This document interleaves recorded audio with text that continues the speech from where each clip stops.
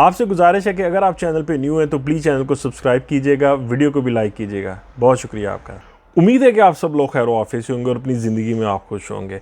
125 euro, 125 euro और 125 euro, इसको इतना डिस्कस किया गया, इतना रोला इसका पड़ा। 125 यूरो का इमिग्रेंट भाई जितने भी थे मोस्टली वो इसको इतना डिस्कस कर रहे थे, तेरे आगे मेरे नहीं आए, मेरे आगे तेरे नहीं आए, तेरे नहीं आए तो मेरे भी नहीं आए। ऐसे मेरे शो हो रहे हैं, तेरे नहीं शो हो रहे, स्टेटस चेंज हो गया, हाँ हो गया, तेरा नहीं आया मेरा नहीं आया। तो ये बड़ा कॉमन डिस्कशन था। अब हमारे इमिग्रेंट भाइयों के अंदर ये एक ऐसी चीज़ थी और इतना इसको जैसे हाइप क्रिएट किया गया, तो मुझे यूँ लग रहा था जैसे ही मुझे 125 यूरो ने मैंने बहुत ज़्यादा अमीर हो जाना, फिर मैंने कभी भी ज़रूरत ही नहीं पड़ी पैसों की। लेकिन ऐसा कुछ भी नहीं हुआ, पैसे आए, पैसे खा भी गए, सब कुछ ख़त्म हो गया और अब हम दोबारा से उम्मीद रखे बैठे हुए हैं कि शायद गवर्नमेंट हमें कुछ और पैसे दे। जो नए बंदे हैं यहाँ पुर्तगाल आने वाले हैं, उनके लिए एक बहुत बड़ा लेसन है उन बंदों के लिए कि भाई आप लोग समझें कि पुर्तगाल के अंदर 125 यूरो की किस कदर वैल्यू है।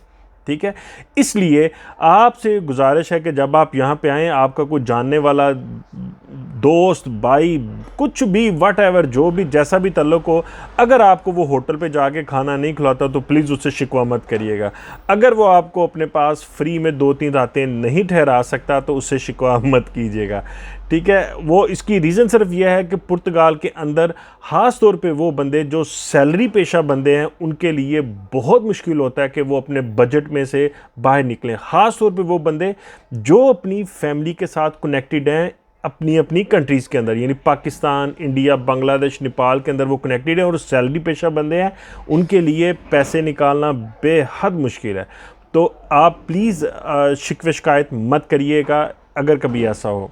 तो क्या ये सिर्फ 125 यूरो आएंगे? बिल्कुल भी नहीं, आपको ज़्यादा पैसे आ सकते हैं अगर आपके बच्चे भी यहाँ पे मौजूद हैं। ईच बच्चे का इस वक्त 25 यूरो आपको एक्स्ट्रा पैसे आ रहे हैं। एक बात मैं सुन रहा था कि बहुत सारे लोग ये कह रहे थे कि नहीं भाई तुम्हें नहीं आने, तुम्हें भी नहीं आने, वो इसलिए कि तुम 2021 में यहाँ पे नहीं थे।